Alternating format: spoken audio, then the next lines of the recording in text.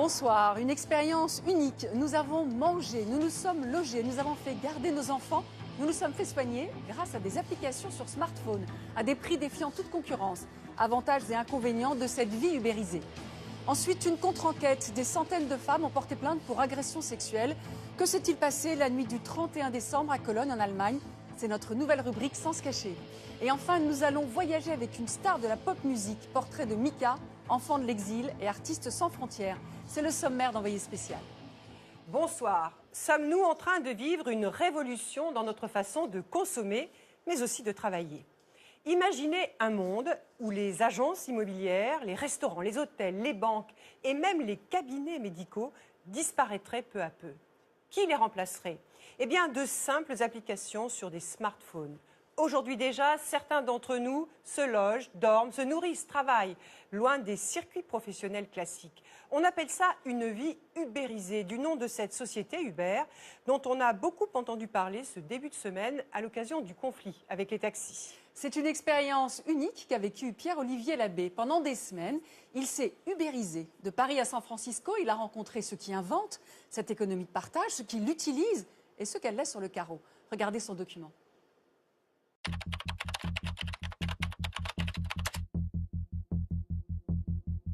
Aujourd'hui, l'entreprise n'existe plus. Le salariat a disparu. Tout le monde travaille à partir de son smartphone en freelance. Dans les rues de Paris, les cafés sont ouverts 24 heures sur 24, fréquentés par des gens scotchés à leur écran. On croise un étudiant en médecine qui attend l'ordre de son prochain patient. Un prof retraité qui donne son cours à distance. À l'issue de sa prestation, chacun est noté par l'utilisateur du service. Plus besoin de bureau. Un homme dévisse la plaque d'un cabinet d'avocats. Un autre met à la poubelle un code du travail. Il n'y a plus d'horaire, plus de vacances. C'est une nouvelle économie où tout le monde travaille à la demande, où les applications géolocalisées sont les nouvelles patronnes. Les mots SMIC, retraite, contrat ont disparu du dictionnaire. Bienvenue dans l'ère du prolétariat high-tech.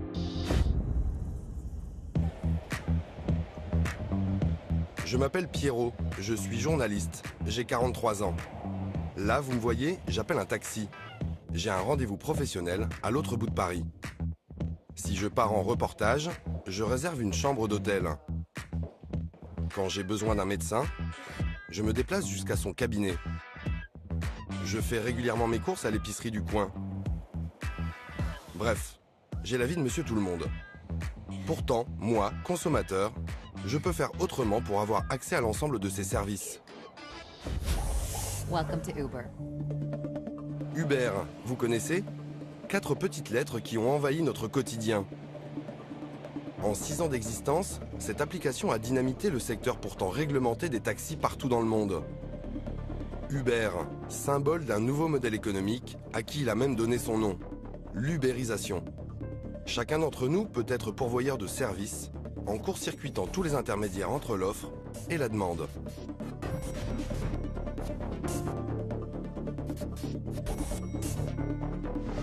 Dans les 18-24 mois, il y aura énormément de modèles, de systèmes, de services, de secteurs qui seront passés à la moulinette de l'ubérisation. Je suis allé à la rencontre de ceux qui inventent cette économie de partage et de ceux qui la consomment. Des bénéficiaires, mais aussi des perdants. Le groupe Accor, c'est assez rapidement, dans le monde entier, c'est 500 000 chambres. Hilton, vous êtes à 700 000, Marriott également. Airbnb, aujourd'hui, c'est 1 million de chambres. Mon enquête m'a emmené jusqu'en Californie, où tout a commencé, et où la philosophie de départ semble avoir été détournée. Ces compagnies-là, finalement, ont exploité cette opportunité de shared economy, gig economy. It could be fair for everybody. Everybody could win. Alors, pendant un mois, j'ai décidé de vivre, manger, me loger, voyager, uniquement grâce à des applications. J'ai ubérisé ma vie à 100%.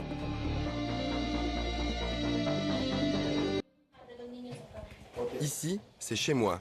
J'habite à Paris dans 40 mètres carrés. Un appartement de 2 pièces dans lequel vivent également une semaine sur 2 mes 2 enfants de 6 et 5 ans. Quoi, vas-y montre. Non, je l'ai déjà. Bah oui, c'est non. Tu l'avais déjà avant. Si aujourd'hui j'ai décidé de déménager, c'est pour leur offrir une chambre. Bref, trouver un appart avec une pièce de plus. Non, que le bout marron, t'as le droit. Ok, là, il n'y en a pas.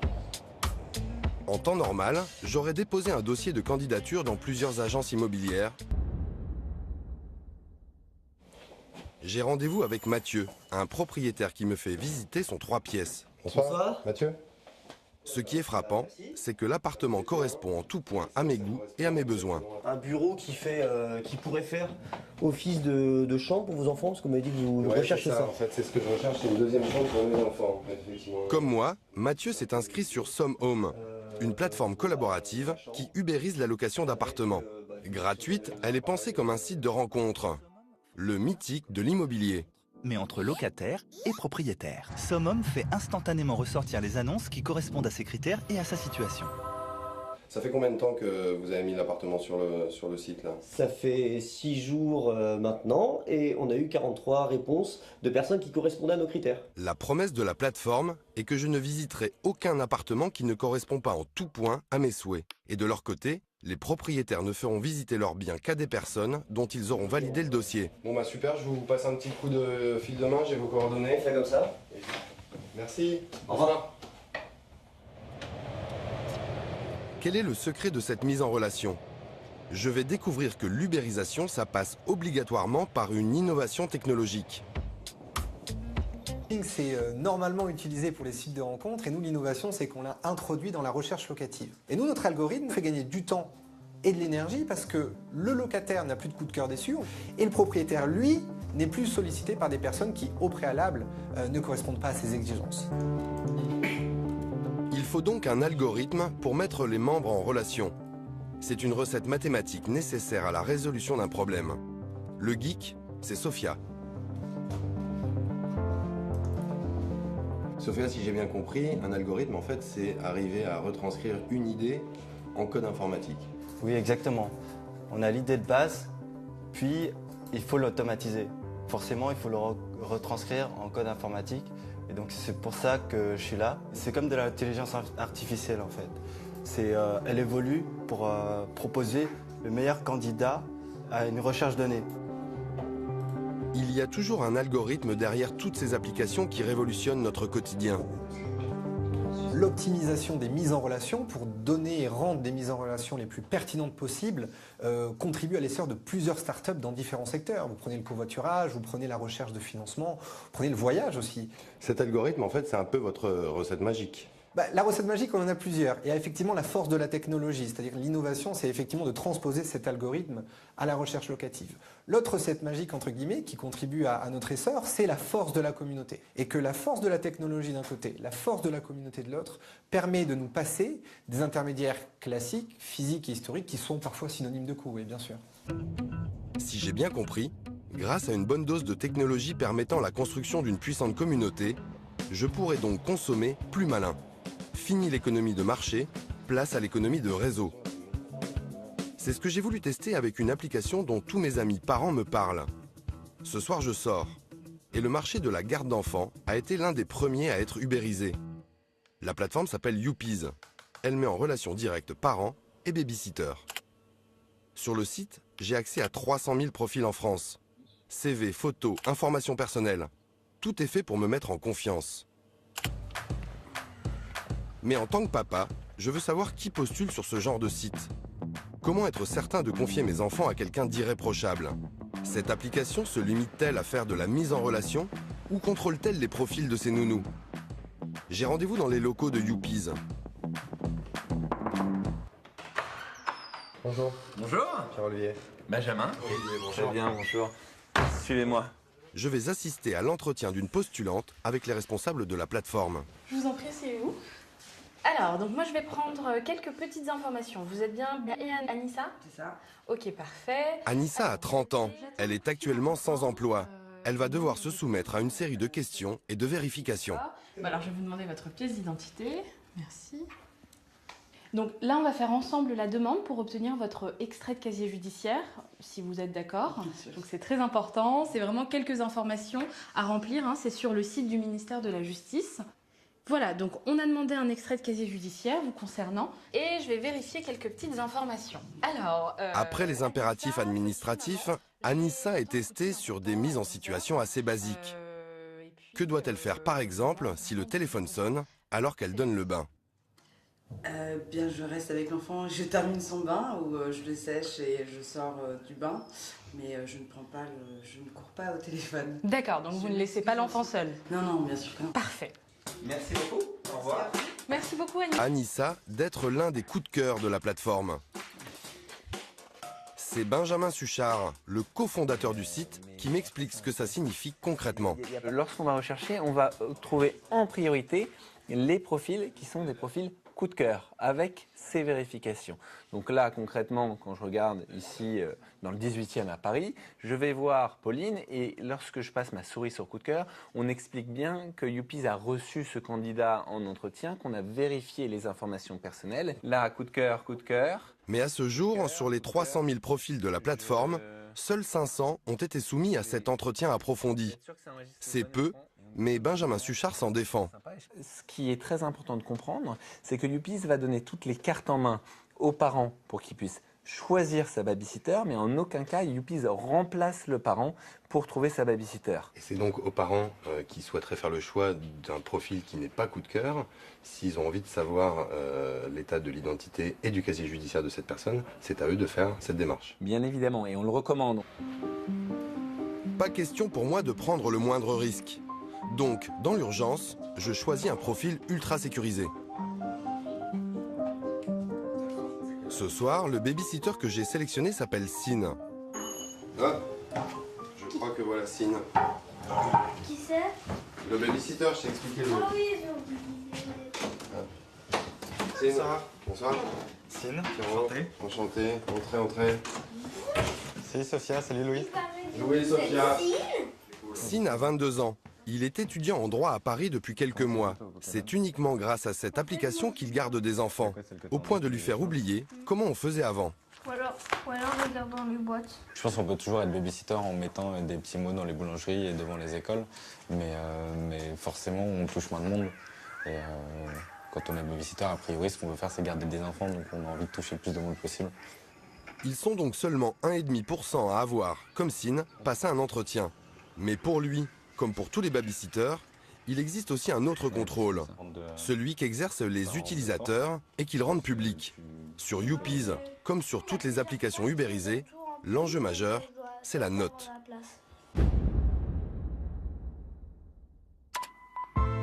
Uber, Airbnb, Wicar, toutes les applications utilisent l'évaluation. Seuls les utilisateurs du service peuvent attribuer de 1 à 5 étoiles. Sine en a 5. Confiance maximum. C'est 5 étoiles et je pense qu'elles incitent forcément plus les parents à se diriger vers des babysitters comme moi qui les ont mis vos 5 étoiles? Ces 5 étoiles, c'est mon ancien employeur dont je gardais les 3 enfants toute l'année, que j'ai recontacté juste pour qu'il confirme que j'ai bien gardé ses enfants et qui en a profité pour laisser sur le commentaire ô combien élogieux. Sine a parfaitement rempli sa mission auprès de nos enfants et nous a donné toute satisfaction. C'est une personne de confiance que je recommande vivement. Et vous trouvez que c'est normal qu'on évalue la confiance? Je sais pas, ouais, je pense que c'est normal et en tout cas, je pense que c'est forcément quelque chose de bien pour les parents de pouvoir se fier aux avis d'autres parents. Je me sens pas mal d'être noté en tout cas. Et comment tu y joues toi au Pokémon? En fait, moi je joue pas vraiment. Tu fais que la collection? Ouais. C'est lesquels tes préférés? Oula! Sine n'a pas de souci à se faire. Mais pour d'autres, la note est vécue comme une sanction préjudiciable. Margot a 18 ans. Elle fait des études de mode. Avec une seule étoile sur Youpies, elle a accepté de me rencontrer. Bonjour. Bonjour. Pierre-Olivier. Enchanté. J'ai vu votre photo sur le site. Son expérience montre les failles de ce système. Alors Margot, expliquez-moi, donc sur Youpies, vous n'avez qu'une étoile. Ouais. Avec un commentaire. Vous l'avez lu le commentaire? Non, j'ai pas eu l'occasion de le lire. Alors le commentaire est quand même assez dur. Margot m'a lâché par texto à 22h, devant travailler le lendemain car mon fils n'obéissait pas et qu'elle n'avait pas la force de le faire obéir. Qu'est-ce qui s'est passé alors? C'était difficile pour moi, c'était que l'enfant n'écoutait pas et en tant que babysitter, on n'a pas le même rôle qu'un parent. Donc c'est vrai qu'au niveau de l'autorité, c'est différent et on doit essayer d'être autoritaire sans forcément l'être trop. Et c'est vrai que quand un enfant dit non et qu'on n'a plus d'issue, après, c'est super difficile, vraiment. Comment vous l'avez vécu, vous, cette notation et ce commentaire?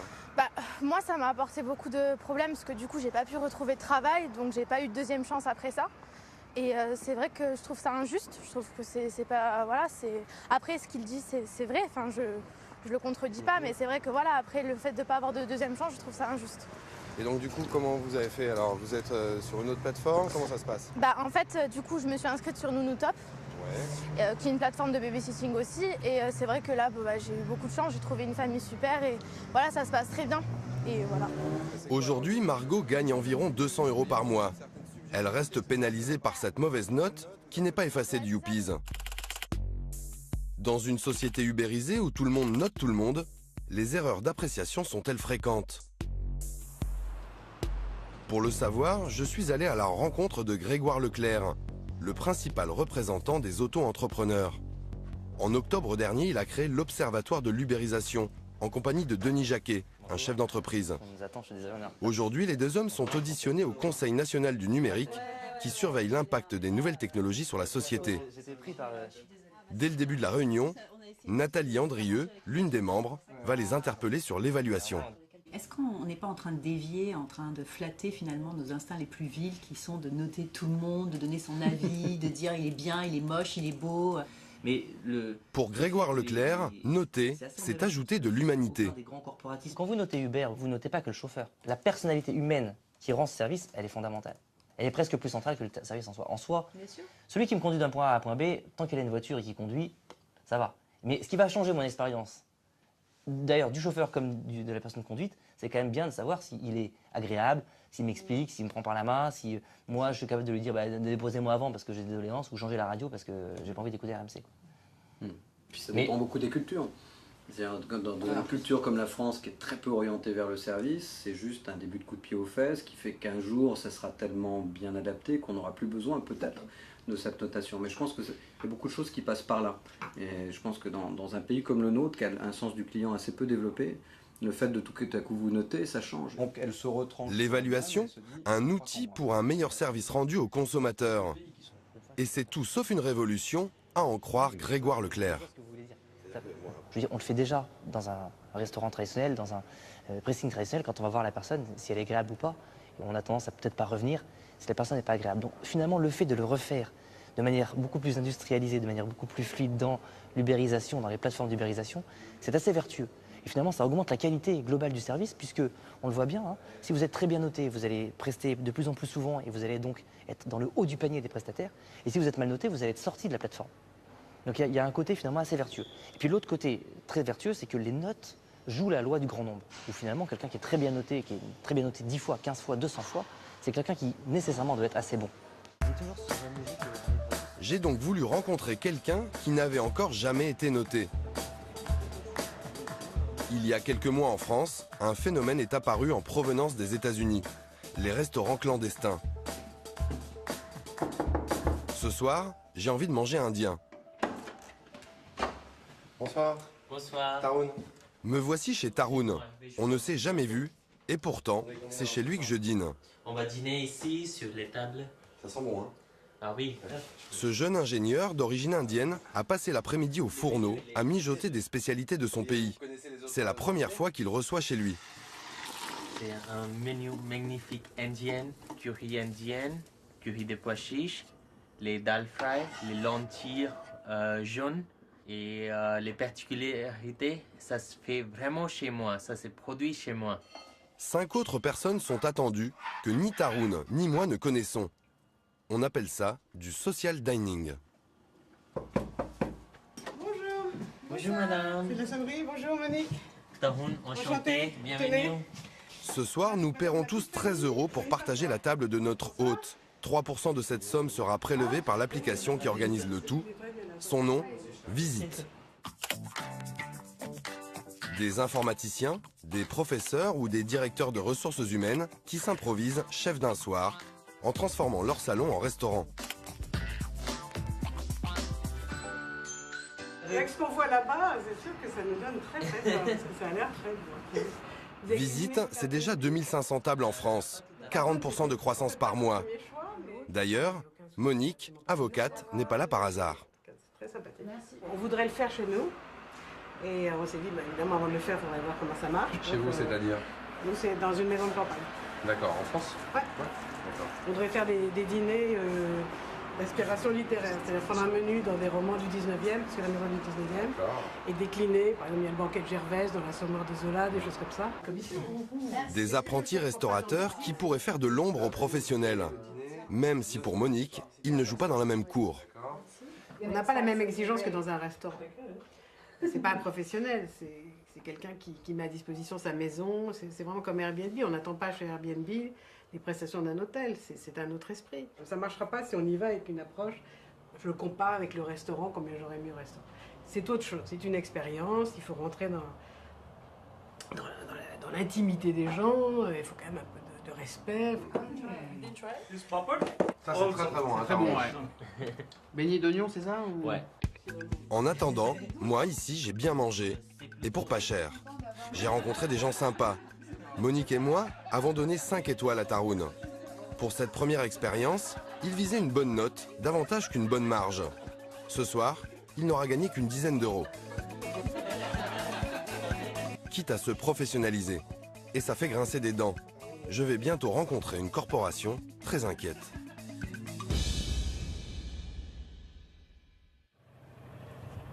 Demain, je vais assister à un congrès près de Lyon. Et tant qu'à faire, pour m'y rendre, j'expérimente une toute nouvelle application. Il est 1h du matin. J'ai rendez-vous dans cette station-service de Chilly-Mazarin, à 25 km de Paris. J'ubérise mon trajet. Et voici mon carrosse. Un 38 tonnes, conduit par Dom, chauffeur routier de profession. Après le covoiturage, voici le co-camionnage. L'appli s'appelle WeTruck et met en relation routiers et particuliers. Bonjour.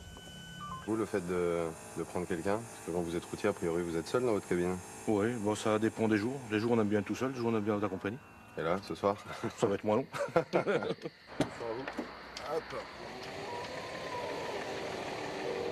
Et c'est parti pour 6 heures de route. Trajet déjà? Quand Courtenay-Lyon déjà. Qu'est-ce qu'en pensent les gens que vous avez transportés? Pour eux, c'est bien. Mais après, ce que je disais tout à l'heure, il faut le temps. Il faut que les gens aient le temps. Parce que le principal avantage, c'est le prix déjà? Oui, je pense, oui. C'est quand même moins cher que le train. Je vous confirme, moi, ça m'a coûté 18,50 €. 10 prépayés en ligne. 15% pour WeTruck et le reste pour l'entreprise de Dom, dont une bonne partie lui sera reversée. WeTruck n'en est qu'à ses débuts, et déjà 80 sociétés de transport participent à l'aventure. Après une brève conversation, et bercé par l'autoroute, je me suis endormi. À l'aube, dans une zone industrielle à 8 km de Lyon. Dominique, merci Bon courage. Donc pour l'arrêt des bus, ouais, ça se trouve alors. vous sortez là. Ouais. Venez là. Au bout du boulevard, vous prenez à gauche. Ouais. Et environ 300 mètres après, vous avez à votre droite. 300 mètres? À peu près, oui. Ok. Pas vraiment pratique, c'est aussi ça l'économie collaborative.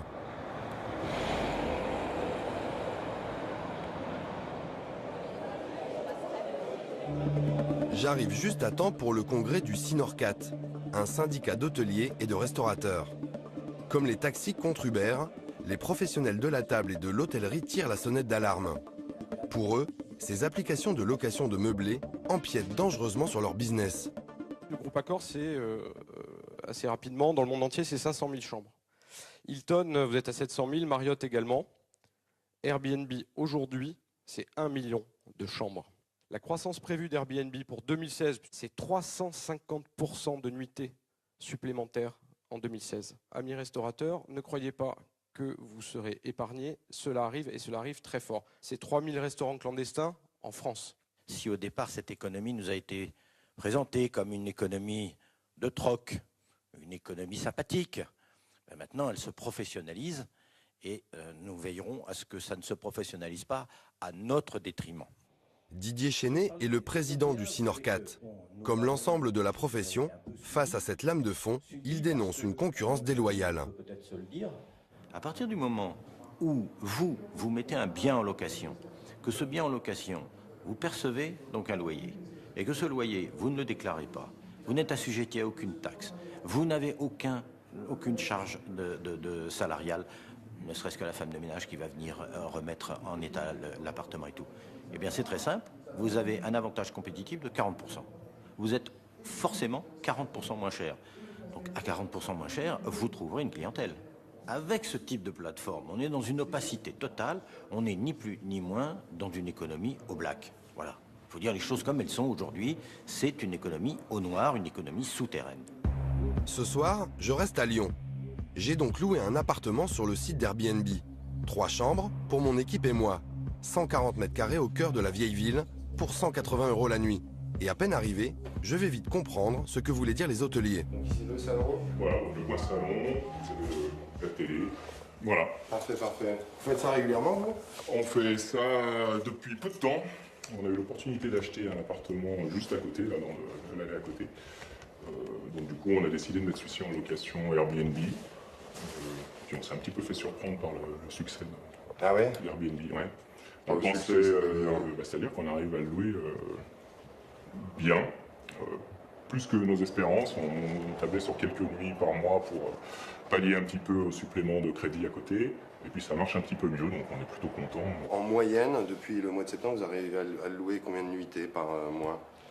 On est sur, je dirais, 8-10 nuitées par mois. Principalement les week-ends, quoi, finalement.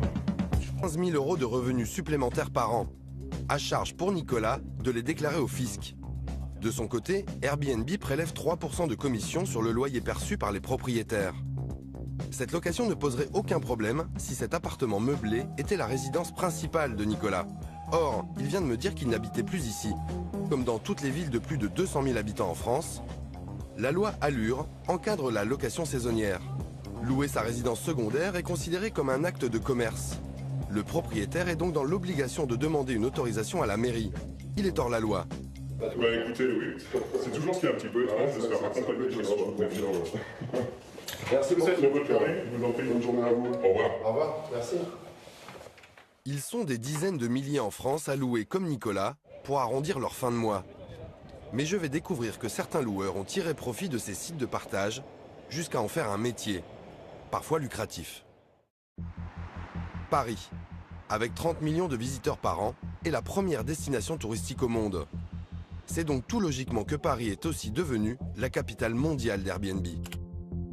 Les cartes Inside Airbnb, fabriquées par ce jeune activiste australien vivant à New York, sont impressionnantes de détails.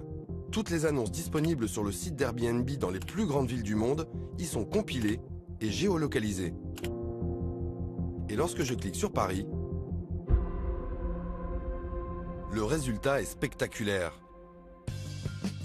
Sous chaque appartement en location saisonnière. En me baladant sur cette carte interactive, j'ai accès au profil de tous les loueurs.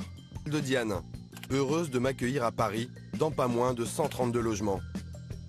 Ou encore Delphine, qui selon son profil possède avec sa famille quelques appartements. 55 pour être précis.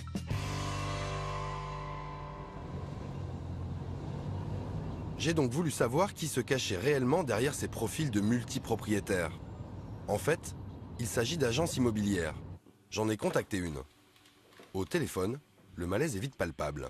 Oui, bonjour, je vous appelle parce qu'en allant sur la plateforme Airbnb, j'ai vu qu'il y avait un profil qui proposait des appartements en location. Et en fait, on retrouve ces mêmes appartements sur le site de votre agence. Oui. Alors du coup, voilà, je voulais juste en parler un peu avec vous. D'accord. Moi, j'ai pas trop envie d'en parler, en fait. Bon, écoutez, je vais être honnête avec vous. L'idée, c'est pas de vous coincer, c'est pas de vous citer. C'est juste de comprendre comment ça fonctionne.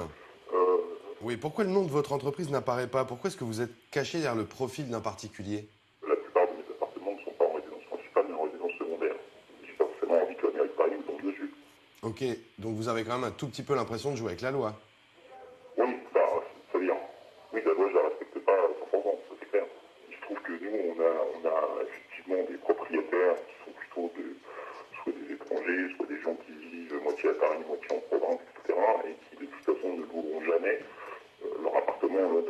c'est ça que la mairie de Paris veut pas entendre.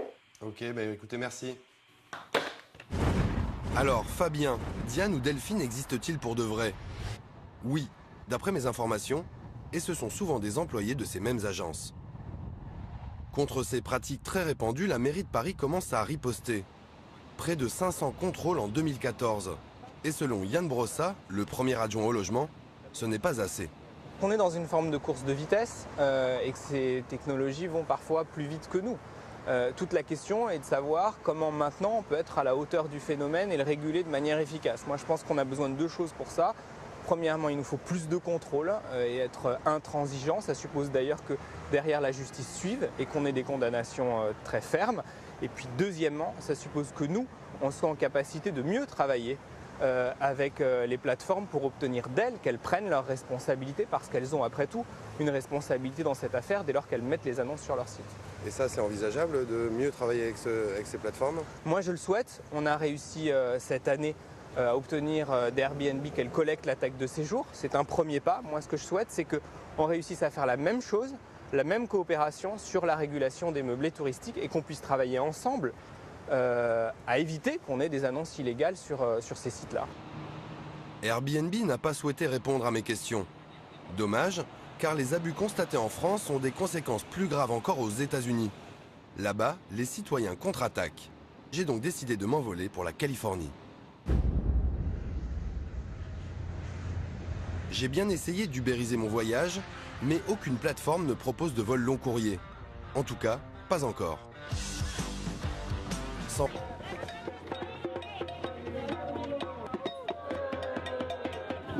Allez, dégageons-les! Tous ensemble, dégageons les faucheuses de là! Ça, c'est ce qui s'est passé un peu partout dans la ville au mois d'octobre dernier. Des manifestations où des citoyens se déguisent en faucheuses en arborant le logo d'Airbnb, comme pour signifier la mort de leur quartier.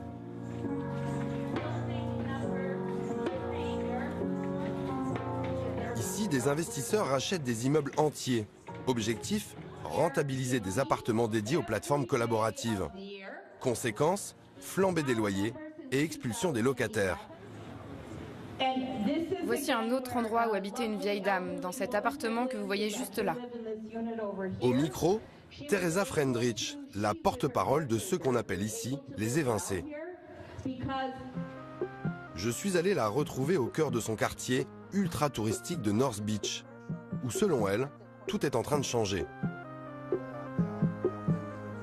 L'appartement là, au-dessus, ils vont être expulsés. Et regardez, cet immeuble marron, le dernier étage est sur Airbnb. Là encore, il y a un autre immeuble où je pense qu'il y en a 3. Il y en a partout. Pas moins de 22 dans ce seul pâté de maison. Teresa est elle-même sous le coup d'une procédure d'expulsion. Aujourd'hui, elle a 3 mois pour quitter l'appartement dans lequel elle vit depuis 32 ans. Vous avez une solution? Non, pas encore. Il paraît que votre combat vous a rendu célèbre dans le quartier. Je ne veux juste pas quitter ma communauté. Je ne veux pas la voir détruite. Vous savez, il y a déjà 59 personnes qui ont été expulsées. Si vous n'acceptez pas la compensation financière pour partir de vous-même, vous êtes viré. 59 expulsions, un chiffre que je n'ai pas pu vérifier. C'est un paradoxe.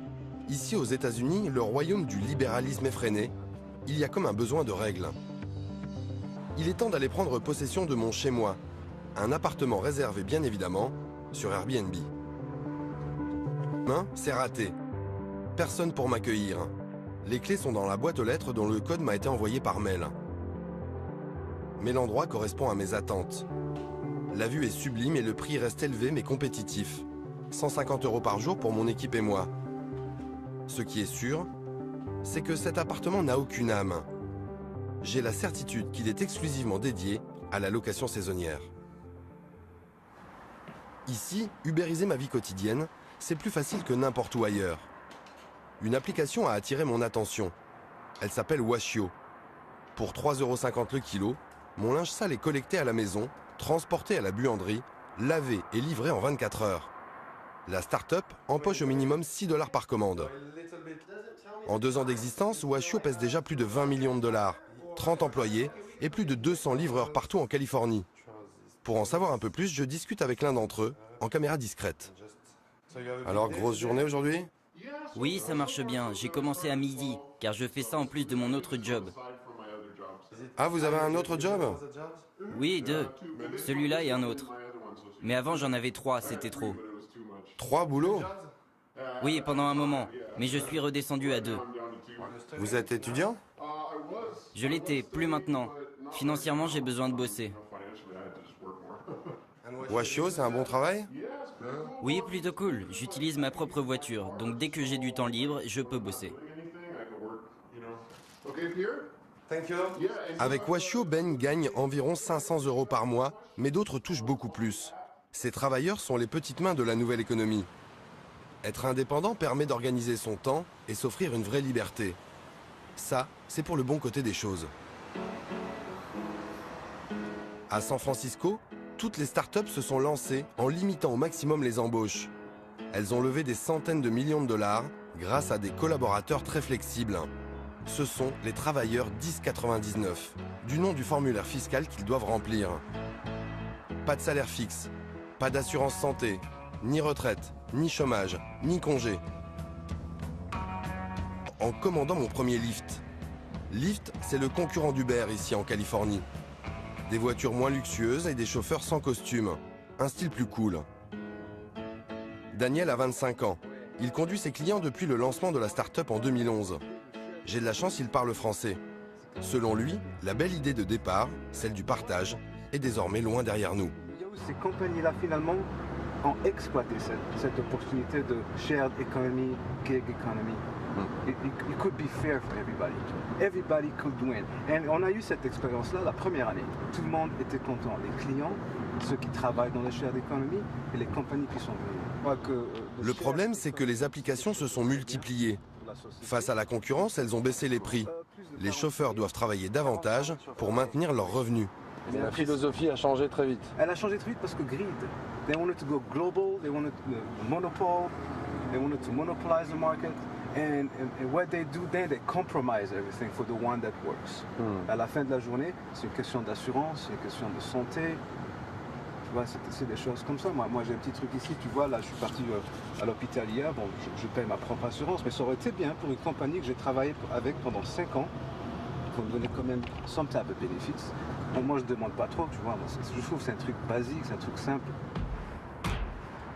Ils sont aujourd'hui plus de 50 millions de travailleurs indépendants.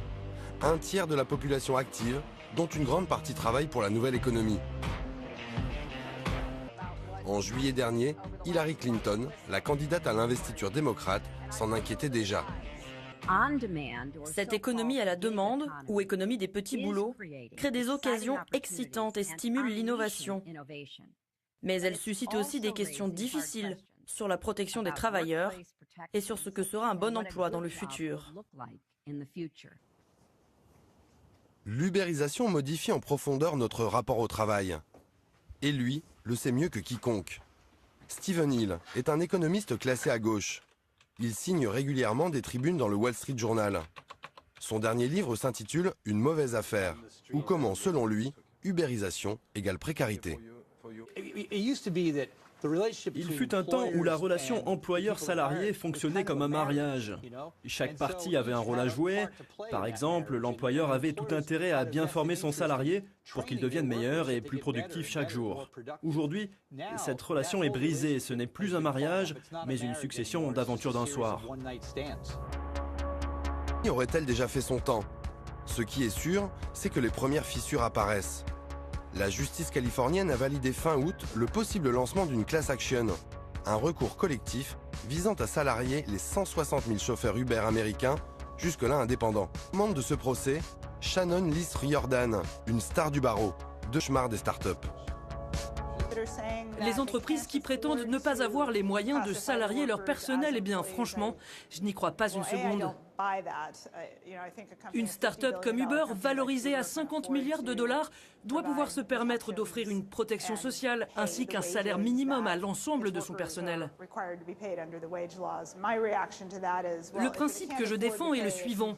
Si vous ne pouvez pas ou ne voulez pas payer un salaire minimum à votre personnel, alors bon débarras. On ne veut pas d'entreprise qui joue à l'employeur sans en assumer les responsabilités. Pensez-vous qu'un jour, cette nouvelle économie pourrait fonctionner uniquement avec des salariés? Je crois qu'il y a encore une longue route à parcourir, de grandes batailles à mener, dans les tribunaux ou au sein de l'opinion publique. Nous avons sollicité Uber, sans succès.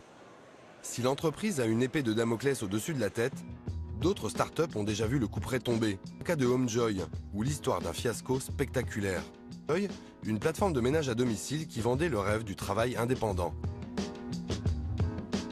Être un travailleur indépendant est un sentiment de liberté et quelque chose auquel j'ai toujours aspiré. En juillet dernier, la chute de Homejoy est précipitée par 4 actions en justice. 4 travailleurs indépendants aspirent à devenir salariés. 4 procès qui effraient les investisseurs qui cessent brusquement de financer le site. Je veux en savoir plus sur ce Titanic de l'ubérisation. J'ai rendez-vous avec Arjun Naskar, un ex-cadre de Homejoy, dans le quartier financier. Je suis un peu nostalgique. On a passé du bon temps ici. On est resté dans ces bureaux presque 2 ans. Vous étiez à quel étage? On était au 7e étage. 4, 5, 6, 7, c'est celui où il fait tout noir. Être un travailleur indépendant était vendu comme un rêve. Pourquoi c'est soudainement devenu un cauchemar? Je pense que les actions en justice ont débuté au moment où les petits jobs de l'économie de partage ont commencé à exploser. En 2013, 2014, 2015. Ici, tout le monde travaille pour cette nouvelle économie. Et donc les avocats en ont profité et sont allés démarcher les travailleurs indépendants, chez Homejoy, Uber et d'autres comme Lyft ou encore Washio, pour leur dire « Vous ne bénéficiez d'aucun avantage social. Attaquez votre employeur, faites-le ». Quand Homejoy s'est effondré, ça a commencé à faire peur à plein d'autres grandes startups. Et certaines de ces entreprises ont commencé à proposer des CDI à leurs travailleurs indépendants. Merci. Des applications ubérisées qui optent pour le salariat. J'ai voulu rencontrer un patron qui a fait ce choix. Son créneau, c'est le marché du pressing. Son appli s'appelle Laundry Locker et met à la disposition de ses clients des casiers un peu partout dans la ville, dans lesquels on dépose son linge sale, qu'on récupère propre, quelques heures plus tard. Ici, 30 personnes, toutes sous contrat. Ceux qui choisissent les travailleurs indépendants ne font pas un choix à long terme. Parce que certes, ça coûte moins cher, c'est sûr. En moyenne, 30%. Alors que faire le choix des employés, c'est assurer une meilleure qualité de service aux clients. Si vous voulez un vrai niveau de qualité, vous devez pouvoir être proche de votre main-d'œuvre, pouvoir la former et la développer. Et la seule façon de parvenir à ça, c'est de salarier et bien payer les gens. L'appartement. Je dois récupérer mon linge. Celui que j'avais laissé à Washio.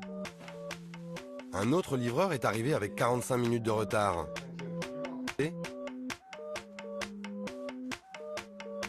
Et en cadeau, une chaussette sale, qui n'est pas à moi. Économie de partage n'a jamais aussi bien porté son nom.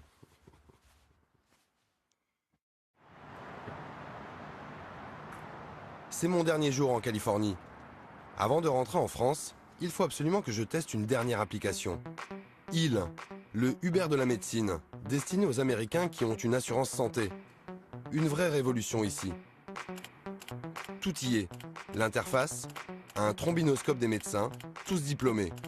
La géolocalisation et le prépaiement automatique en ligne. 1 heure plus tard, le docteur Valvic et son aide-soignante sont dans mon salon. Alors, en quoi puis-je vous aider? Je simule donc une légère grippe. Mais par honnêteté, je préviens le médecin que notre rendez-vous est filmé. Des douleurs? Ouais, un peu. Faites A. Excellent. Les Américains ont osé s'attaquer à la médecine. En France, ce secteur ultra réglementé n'est pas encore prêt à se faire ubériser. Vous savez, en France, la médecine n'est pas un business. Ce genre d'application paraît encore totalement inconcevable chez moi. Je suis content qu'ici aux États-Unis, nous ayons eu l'idée d'inventer ce modèle innovant. pour rendre l'accès à la médecine le plus simple possible. La plupart de nos patients trouvent ça plus pratique et plus confortable que de se déplacer dans un cabinet médical. Merci. Merci pour la visite. La consultation me coûtera 90 €, le même prix qu'en cabinet. Aux États-Unis, l'ubérisation a au moins pour mérite de ressusciter les soins à domicile.